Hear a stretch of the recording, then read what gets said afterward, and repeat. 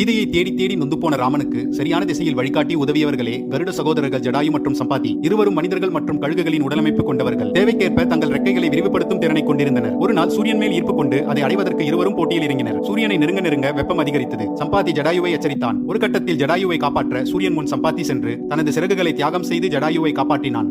படுகாயங்களுடன் கீழே விழுந்த சம்பாதியை எங்கு தேடியும் கிடைக்கவில்லை. சம்பாதி செய்ததைப் போலவே ஒருவரை காப்பாற்றும் முயற்சியில் தன் உயிர் பிரிய வேண்டும் என்று சபதம் செய்தார் ஜடாயு. படுகாயம் அடைந்த சம்பாதி பறக்க இயலாமல் ஒரு குகைக்குள் தஞ்சமடைந்தார். பல ஆண்டுகளுக்கு பிறகு ராமரின் மனைவியான சீதையை அசுர மன்னன் ராவணன் கடத்தினார். அப்போது அவர் உதவிக்கு அலறுவதை ஜடாயு கேட்டார். வயது முதிர்ந்த போதிலும் சீதையை மீட்டு தனது கடமையை நிறைவேற்றும் உறுதியுடன் ஜடாயு ராவணனை துணிச்சலுடன் எதிர்கொண்டார். விளைவாக தனது சிறகுகள் வெட்டப்பட்டு படுகாயத்துடன் தோற்றார். தனது கடைசி மூச்சுடன் ஜடாயு காத்திருந்து சீதை சென்ற திசையை ராமனிடம் தெரிவித்து இருந்தார். பின்னர் சீதையை தேடிச் சென்ற அனுமனிடமிருந்து ஜடாயு செய்த தியாகத்தை சம்பாதி அறிந்தார். சம்பாதியின் மகன் சுபர்சன் ஒரு அழகான பெண்ணை ராவணன் கடத்திச் செல்வதை கண்டான் என்ற செய்தியை அனுமனிடம் சொல்லி இலங்கையில் சீதையின் இருப்பிடத்தை வெளிப்படுத்தினார். ராமாயணத்தில் ஜடாயு மற்றும் சம்பாதி சிறிய கதாபாத்திரங்கள், ஆனால் மிகப்பெரிய மாற்றத்தை ஏற்படுத்த முடியும் என்பதை நமக்கு நினைவூட்டுகிறது.